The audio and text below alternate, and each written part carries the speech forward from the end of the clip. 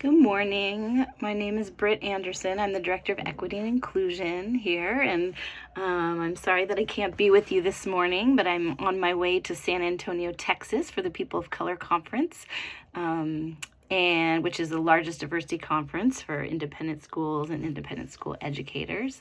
We're taking 26 people this year to go, 26 faculty and staff of color, actually. So it can be a really rejuvenating, awesome experience. So I'm on a plane there as you watch this. So I have been at Prospect Sierra for 18 years. I've been in this position for 12. And one of the reasons I've been here so long is just our community and institutional commitment to learning and growing together.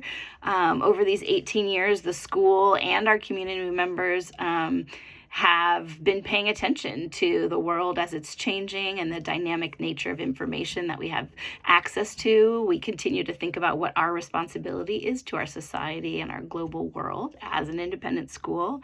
Our commitment to equity also, it really speaks to our aspirational goal that there would be no predictable outcomes based on social identities or other characteristics. This is a pretty challenging star to reach for, and one that we do keep our eye on as we create and build our learning community day to day and in supporting everyone to thrive. How can we change our systems and structures to support that?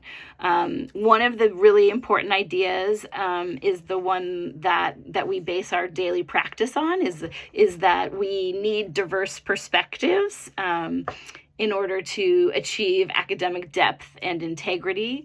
The research shows that in order to solve all these complex problems that we do have in front of us right now, that we need diversity of thought, culture, identity in those collaborative working groups. And so because we want to build a better world, we want to be able to create these diverse working groups so that we can have creative and more effective solutions.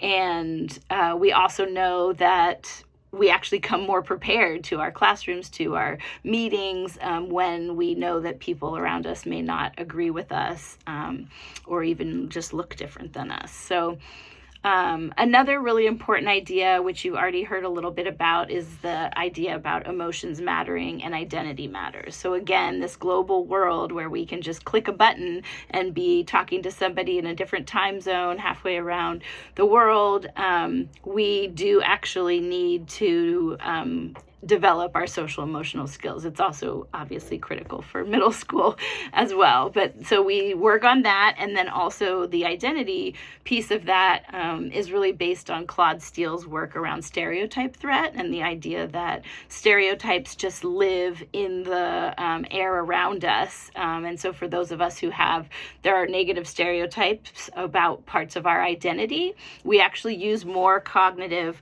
energy to do our tasks in front of us because we are also trying to dispel these stereotypes at the same time. And so we try to find ways to continue to decrease the impact that stereotype threat has on us, and really focusing on this idea of creating identity safe spaces. So where students can see themselves in the curriculum, or they can see themselves in the community meeting times, whether we have cohort groups that meet Black, Asian, Latinx student cohort groups, a queer and questioning cohort group, Jewish cohort, a group for those living with specific neurodiversities. We have a middle school diversity council that was facilitating cross-cultural conversations about religion. But these are all ways to just create connections across grades, give feedback to the institution.